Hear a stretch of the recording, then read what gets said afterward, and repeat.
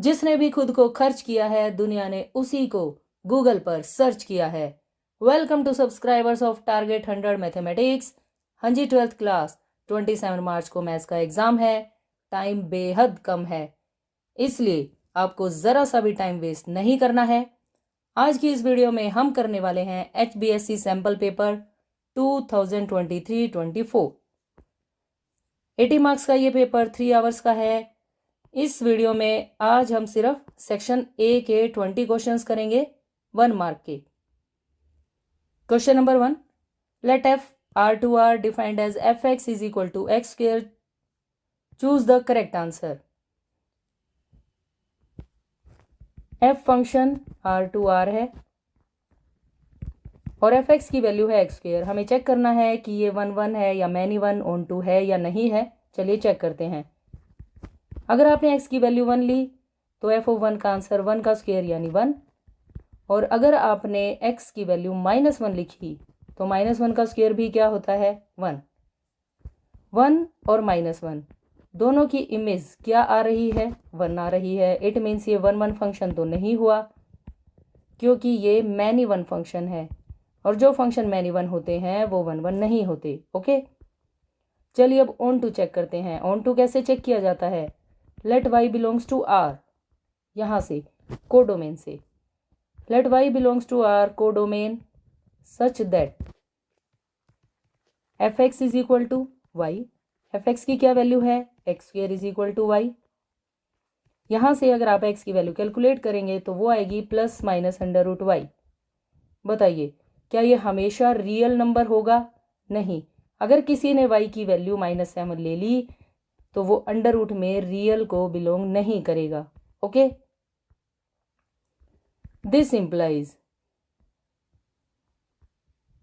इस साइड आपका कोई ना कोई एलिमेंट जरूर बचेगा, यानी इधर आपने एक ऐसा एलिमेंट दिखा दिया जिसकी कोई प्री इमेज एग्जिस्ट नहीं करती। So F is not onto. Okay, यानी ये फंक्शन ना ही 1 1 है ना ही ऑन टू है। F is neither 1 1 nor onto. This is correct answer. यदि इसी क्वेश्चन में एफ आर से आर के प्लेस पर z टू z होता तब भी ये फंक्शन ना तो 1 1 होता और ना ही ऑन टू। अगर एफ एन टू एन जाता तब ये फंक्शन 1 1 तो हो जाता लेकिन ऑन टू तब भी नहीं होता। ओके, नाउ क्वेश्चन नंबर 2, इसकी प्रिंसिपल वैल्यू हमें चेक करनी है। क्या -5/3 आएगी? ट्रू फॉल्स का क्वेश्चन है। जब भी आपको प्रिंसिपल वैल्यू चेक करनी हो तो आप स्टेटमेंट को मान लेंगे थीटा के इक्वल। यहाँ से कोट थीटा की क्या वैल्यू आ जाएगी -1/√3 माइनस कोट π/3। 1/√3 होता है कोट π/3 60 डिग्री पर। अब इस माइनस को आपको एडजस्ट करना है, यानी ऐसे -π/3। लेकिन कोट इनवर्स की रेंज क्या होती है 0 से पाई का ओपन इंटरवल, और माइनस का π/3 यानी माइनस का 60 डिग्री कहाँ लाई करेगा? यहाँ पर -π/3। इट मीन्स ये एंगल इस रेंज में नहीं है, तो इस माइनस से पहले आपको क्या लिखना पड़ेगा पाई। इस तरफ है कोट थीटा, यहाँ से आप एलसीएम लेंगे 3 1 3 -1 ये बन गया 2 π/3। दोनों साइड कोट से कोट कैंसिल हो जाएगा और थीटा की वैल्यू आ गई 2 π/3। लेकिन स्टेटमेंट में कहा गया है कि ये वैल्यू -π/3 होगी। It means this statement is false. Now question number 3, if A and B are symmetric matrices of same order then A B minus B A के बारे में बताना है कि क्या ये सिमेट्रिक होगा, स्क्यू सिमेट्रिक, जीरो या फिर आइडेंटिटी मैट्रिक्स। अगर ए और बी सिमेट्रिक मैट्रिसेस हैं इट मीन्स ए का ट्रांसपोज क्या होगा ए के इक्वल, बी का ट्रांसपोज बी के इक्वल। हमें चेक करना है ए बी माइनस बी ए को। ए बी माइनस बी ए को चेक करने के लिए हमें इस मैट्रिक्स का ट्रांसपोज लिखना पड़ेगा। ओके, ट्रांसपोज कैसे ओपन होगा? माइनस के ऊपर ट्रांसपोज ओपन करने के लिए इन दोनों टर्म्स के ऊपर आप अलग अलग ट्रांसपोज अप्लाई करेंगे, और प्रोडक्ट के ऊपर जब ट्रांसपोज अप्लाई होता है तो बाद वाली टर्म पहले लिखी जाती है, B transpose A transpose minus A transpose B transpose. लेकिन ए ट्रांसपोज किसके इक्वल है? ए के, बी ट्रांसपोज बी के। So this will be B A minus A B.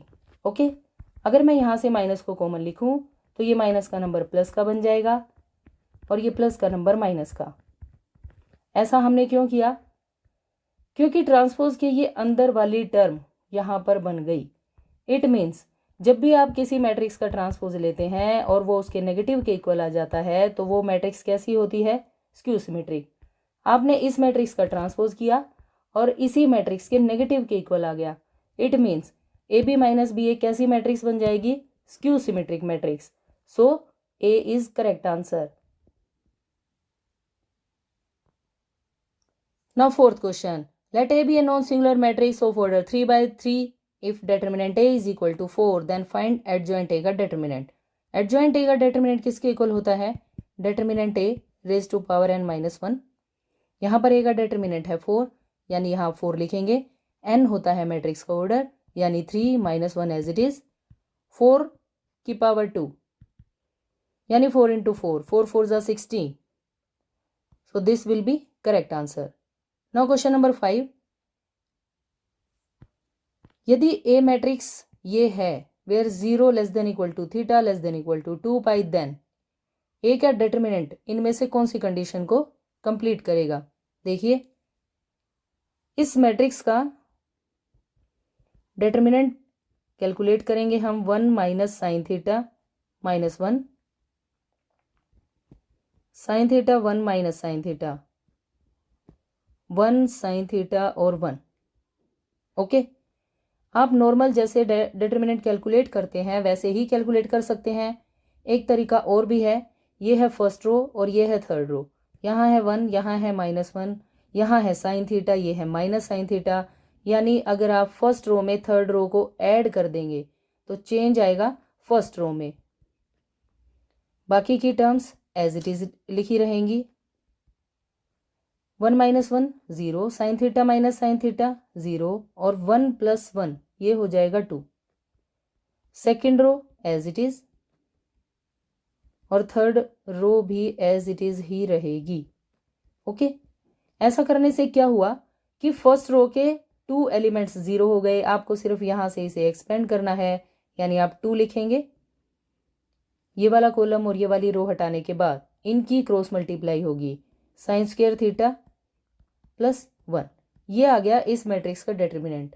अगर आप नॉर्मल तरीके से निकालेंगे बिना इस ऑपरेशन का यूज किए तो भी यही डिटर्मिनेंट आएगा। चलिए अब हम इसकी वैल्यू चेक करते हैं। साइन थीटा की वैल्यू -1 से 1 के बीच में लाई करती है, ये बात हमें पता है। साइन स्क्वायर थीटा की वैल्यू किसके बीच में लाई करेगी? 0 और 1 के बीच में लाई करेगी। साइन का जो ग्राफ होता है वो ऐसे चलता है, मैक्सिमम वैल्यू 1, मिनिमम वैल्यू -1। अगर आपने साइन का स्क्वायर कर दिया तो ये माइनस वाली वैल्यूज कैंसिल हो जाएंगी, वैल्यूज चलेंगी सिर्फ 0 to 1। अब डिटर्मिनेंट में साइन स्क्वायर थीटा के साथ कौन है? प्लस का 1 है, तो आप इन तीनों टर्म्स में 1 ऐड कर देंगे। 1 plus sine square theta less than equal to 1 plus 1 2। अब इसका ट्वाइस भी करना है, सबको 2 से मल्टीप्लाई कर दें। 2 यहाँ आ जाएगा, 2 यहाँ ऐसे ब्रैकेट के साथ लिखा जाएगा, लेस देन इक्वल टू 4। यानी ये जो डिटर्मिनेंट है ये क्या है? ये है डिटर्मिनेंट की वैल्यू, और ये डिटर्मिनेंट 2 से लेके 4 के बीच में लाई करेगा, जिसमें 2 और 4 भी शामिल हैं क्योंकि इक्वल का साइन है। So D is correct answer. Now question number 6, हमें इस फंक्शन का डेरिवेटिव बताना है। बड़ा ही सिंपल सा क्वेश्चन है। एफ एक्स की वैल्यू है e⁻x²। डेरिवेटिव के लिए e⁻x का डेरिवेटिव यही होता है। अब आप e को छुपा लेंगे और x² का डेरिवेटिव करेंगे, वो कितना होता है? 2x। और इसे थोड़ा सा ऐसे लिख देंगे, नहीं भी लिखेंगे तो भी वो डेरिवेटिव ही रहेगा। Okay, which is required answer. Now question number 7, find derivative of f with respect to g। यानी इस क्वेश्चन में आपको फाइंड करना है df/dg। पहले आप df/dx को फाइंड करेंगे, फिर dg/dx को, दोनों को डिवाइड करेंगे तो df/dg आ जाएगा। तो चलिए क्वेश्चन नंबर 7 में f की वैल्यू है मेरे पास e⁻x²। यहाँ से df/dx या f' x यही टर्म आ जाएगी। अभी आपने ये क्वेश्चन सोल्व किया है 2x into e raise to power x square. Now gx is equal to cos x. यहाँ से dg बाई डी की क्या वैल्यू आ जाएगी? कोस का डेरिवेटिव क्या होता है? Minus sine x. इन दोनों टर्म्स को आप यहाँ लिख देंगे 2x into e raise to power x square divided by minus sine x, which is required answer. Okay, now question number 8। इस इंटीग्रल की हमें वैल्यू बतानी है। बड़ी ही सिंपल सी बात है। ये जो लास्ट में 2 लिखा हुआ है आप इसे 1 + 1 लिख दें, x square plus 2x plus 1 + 1। Okay, अब ये फर्स्ट 3 टर्म्स कहाँ आ जाएंगी? x + 1 के होल स्क्वायर में। a + b का होल स्क्वायर क्या होगा? a² + b² + 2ab, और ये वाला 1 एज इट इज। यहाँ पर आपको एक सिंपल सा रूल अप्लाई करना है। क्या? dx ओवर 1 + x² का इंटीग्रेशन होता है tan inverse x + c। Okay, ये रूल आप यहाँ अप्लाई करेंगे तो ये क्या बन जाएगा? This is equal to tan inverse x के प्लेस पर क्या है? x + 1 + c, which is required answer. Okay, now question number 9। Definite integral का क्वेश्चन है। -π/2 से π/2 sin x raise to power 7 की हमें वैल्यू फाइंड करनी है। यहाँ पर आप एक प्रॉपर्टी यूज करेंगे, लिमिट अगर -a से a जा रही हो और फंक्शन ओड है तो उसका आंसर 0 होता है। यहाँ पर फंक्शन की क्या वैल्यू है? ये f(x) is equal to sine x raise to power 7। हमें कैसे पता चलता है कि कोई फंक्शन ओड है? आप x को रिप्लेस कर दें -x के साथ और इसकी वैल्यू कैलकुलेट करें कि क्या आएगी। ये देखिए, x के प्लेस पर मैंने लिख दिया है माइनस का x, ये माइनस यहाँ पर बाहर आ जाएगा, ये 7 एज इट इज, ये -1 की पावर ये 7 है तो माइनस बाहर x रेज टू पावर 7। हम इसे क्या लिख सकते हैं? f(x), ये फंक्शन ही है, फंक्शन की तो वैल्यू है ये। यानी जब जब भी f(-x) का आंसर -fx आ जाए it means function is odd, और ओड फंक्शन का इंटीग्रल -a से a कितना आंसर होता है? 0। So this is equal to, यहाँ पर आप ऐसे लिख सकते हैं, since function is odd so integral -π/2 से π/2 sin x raise to power 7 को आप साइन की 7x भी लिख सकते हैं, dx is equal to 0। Okay, now question number 10। बड़ा ही सिंपल सा क्वेश्चन है। ये क्वेश्चन इंटीग्रेशन का है। dx divided by sine square x into cos square x। इस dx के साथ यहाँ पर है 1, और 1 को मैं क्या लिख सकती हूँ? आइडेंटिटी का यूज किया जा सकता है, sine square x plus cos square x divided by denominator as it is. अब जैसे ही आप यहाँ डिनोमिनेटर को अलग अलग लिखेंगे तो एक टर्म कैंसिल हो जाएगी, dx प्लस, अब हम सेकेंड टर्म यानी कोस square x divided by sine square x cos square x dx।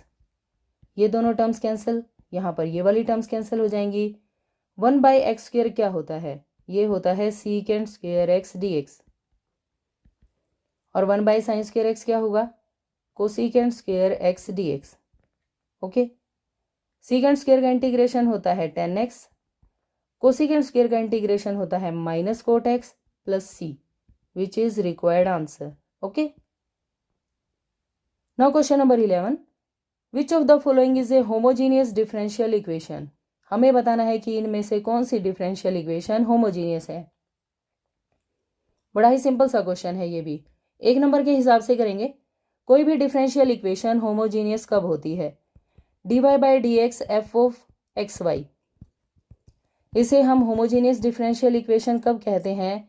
अगर आपने f(x, y) में x को रिप्लेस किया लैम्डा x से, y को रिप्लेस किया लैम्डा y से, तो lambda raise to power n common आ जाए और ये टर्म वापस आपकी f(x, y) की बच जाए, तब हम इसे homogeneous differential equation of degree n कहते हैं। लेकिन एक नंबर के हिसाब से हम इस क्वेश्चन को करेंगे। ध्यान से देखिए,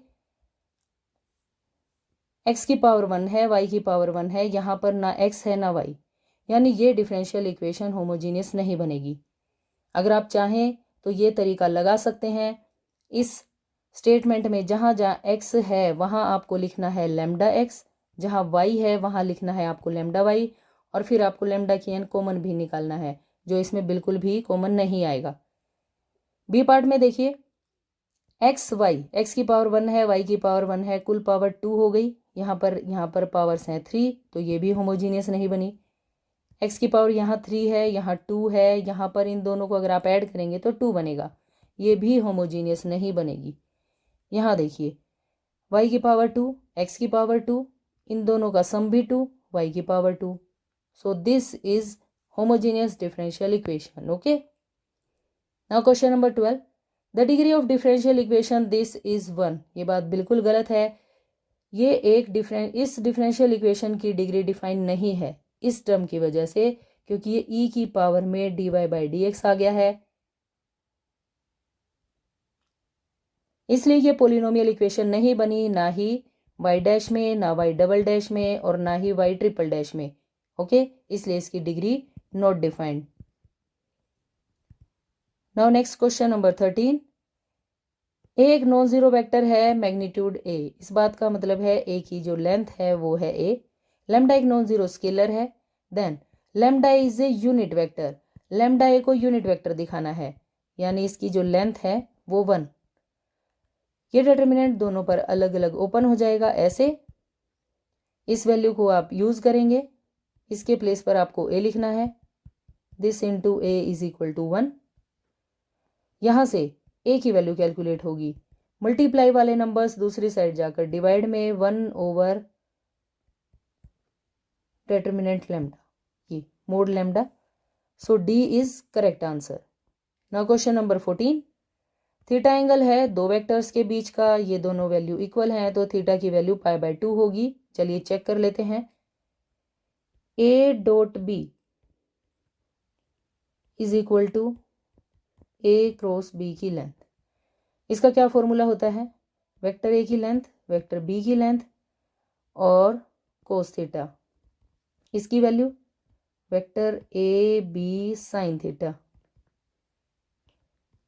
ये टर्म इससे कैंसिल, ये इससे कैंसिल। अब बताइए, कोस थीटा और साइन थीटा कितने डिग्री पर इक्वल होते हैं, जब थीटा हो पाई बाय 4, लेकिन इसने क्या कहा pi by 2, so this statement is false. Now question number 15, if a line has direction ratios these then what are its direction cosines. अगर हमें डायरेक्शन रेशियोज गिवन है ABC, तो डायरेक्शन कोसाइंस बनाने के लिए आपको इन डायरेक्शन रेशियोज को डिवाइड करना है a² plus b² plus c² से। ओके, b के डिवाइड में भी यही टर्म रहेगी, c के डिवाइड में भी, तो ये डायरेक्शन कोसाइंस बन जाएंगे। इस क्वेश्चन में हमारे पास डायरेक्शन रेशियोज गिवन है -18, 12 और -4। ओके, इन तीनों टर्म्स का हम स्क्वायर करेंगे और उसका करेंगे अंडर रूट। ओके, 18 का स्क्वायर आ जाएगा 4, 18 का स्क्वायर आएगा 324, 12 का 144 होता है, 4 का 16 होता है, इन सब का सम हो जाएगा 484, 484 का स्क्वायर रूट होगा 22। तो डायरेक्शन कोसाइंस आप कैसे लिखेंगे, -18 के डिवाइड में 22, 12 के डिवाइड में 22 और -4 के डिवाइड में 22, कैंसिल कर देते हैं, 2 9 18, यहाँ 11, 2 6 12, 2 2 4, तो डायरेक्शन कोसाइंस क्या बन गई, -9/11, 6/11 और -2/11, which is required answer. Okay, now question number 16, two events A and B are mutually independent if. इनमें से कौन सी बात सही है, दो इवेंट्स म्यूचुअली इंडिपेंडेंट कब होती हैं, अगर पी ऑफ ए बी की वैल्यू आ जाए P A into P B. इस पार्ट को देखिए ध्यान से, P of A dash B dash का आंसर क्या होना चाहिए, P of A dash into P of B dash. P of A dash को आप क्या लिख सकते हैं, 1 - पी ए, और पी ऑफ बी डैश को 1 माइनस पी बी। ओके, तो यही इन्होंने लिखा हुआ है, so B is correct. Question number 17, if A and B are two events such that P of A by B is equal to P of B by A. P of A by B का क्या rule होता है? P of A intersection B divided by P B, B by A का क्या मतलब है? Divide में P A लिखा जाएगा, न्यूमरेटर तो सेम ही होगा, P of A intersection B, ये दोनों terms cancel, P A is equal to P B. कौन सा ऑप्शन सही है? D is correct answer. Now question number 18, probability that A speaks truth is 4/5। Coin को टॉस किया गया, ए ने रिपोर्ट किया कि head appears, the probability that actually there was a head is 1/5। हमें इसे चेक करना है, बेस थ्योरम का ये क्वेश्चन है, बड़ा ही सिंपल सा क्वेश्चन है। सबसे पहले हमने E1 इवेंट को मान लिया गेटिंग हेड, और E2 को मान लीजिए नॉट गेटिंग हेड या फिर गेटिंग टेल। तो P ऑफ E1 हेड के आने की क्या प्रोबेबिलिटी होती है? 1/2। टेल के आने की प्रोबेबिलिटी ये भी 1/2 होती है। ए इवेंट को हमने क्या मान लिया कि man reports that a head appears. Man ने ये रिपोर्ट किया कि हेड अपीयर्स, कॉइन को टॉस करने से हेड आ गया। तो P of A by E1 head appears है, और E1 का मतलब सच में ही हेड आया हुआ है, और वो यानी ए ने ट्रुथ सच बोला है। तो ए बाई E1 की क्या प्रोबेबिलिटी हो जाएगी? 4/5। P of A by E2 के लिए आपको सिर्फ 1 में से 4/5 को माइनस करना है, ये आ जाएगी 1/5। हाँ जी, अब हमें क्या बताना है कि actually there was a head. It means हमें आंसर बताना है E1 बाय ए का। यहाँ पर आप बेस थ्योरम अप्लाई करेंगे, P of E1 into A by E1, P of E1 A by E1 plus P of E2 into A by E2। ये सभी वैल्यूज हमारे पास यहाँ हैं, ये वाली वैल्यूज हैं 1/2, ये है 4/5, ये है 1/5। तो हम ये सभी वैल्यूज यहाँ लिख देंगे। P ऑफ E1 कितना है? 1/2, A by E1 4/5, 1/2 into 4/5 plus 1/2 into 1/5। अभी आप इन्हें कैंसिल नहीं करेंगे, आप सिर्फ ये लिखेंगे कि 4/10 divided by 4/10 plus 1/10। Okay, numerator में है 4/10 और डिनोमिनेटर में बन जाएगा 5/10। 10 से 10 कैंसिल, आंसर क्या आ जाएगा? 4/5। लेकिन इसने क्या कहा है? 1/5। It means this statement is false. Now question number 19, last के 2 क्वेश्चंस हैं assertion reason based questions. Question number 19, 2 lines this and this are parallel. चलिए चेक कर लेते हैं। अगर ये डायरेक्शन रेशोज की रेशो सेम आ जाती है तो ये लाइन्स हो जाएंगी पैरेलल। 3/6 का आंसर क्या होगा? 1/2। 2/4 इसका आंसर भी 1/2। -8 बाई -16 इसकी वैल्यू भी 1/2। ये सभी रेशोज इक्वल हैं, it means line are parallel. ये बात बिल्कुल सही है। Reason, direction ratios of 2 parallel lines must be equal. यहाँ गलत बात कह दी इसने, मस्ट कहकर। इक्वल होना कोई ज़रूरी नहीं है, सिर्फ ये रेशो सेम होनी चाहिए। Okay, it means assertion okay, लेकिन रीजन रॉन्ग। सो कौन सा ऑप्शन सही हो जाएगा? A is true but R is false. So C is correct answer for 19. C is correct. Question number 20.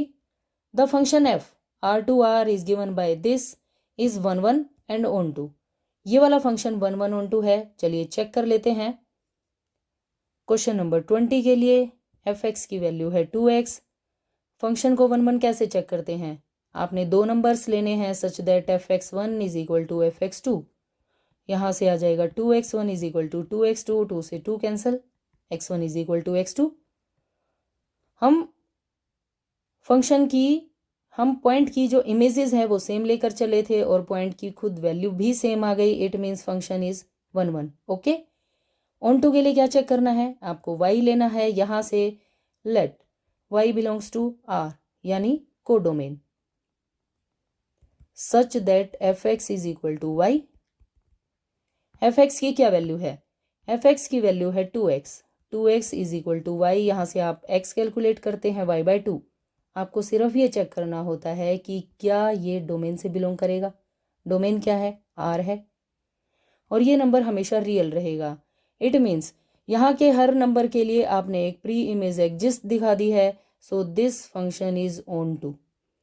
तो ये बात बिल्कुल सही है, असर्शन है। Okay, reason, under any one and onto function each element has a unique image and also a unique pre image. ये बात बिल्कुल सही है और इसकी करेक्ट एक्सप्लेनेशन भी है। सो 20th क्वेश्चन के लिए कौन सा ऑप्शन आप सही लगाएंगे? Both A and R true and R is the correct explanation of A. ये 20th का आंसर हो जाएगा ए। और इसी के साथ आपने इस पेपर का सेक्शन ए कंप्लीट कर लिया है। वीडियो को ज़्यादा से ज़्यादा लाइक करें, शेयर करें और चैनल को सब्सक्राइब करना बिल्कुल ना भूलें, ताकि नेक्स्ट वीडियो की नोटिफिकेशन आपको सबसे पहले मिले। Thanks for watching, bye bye, take care.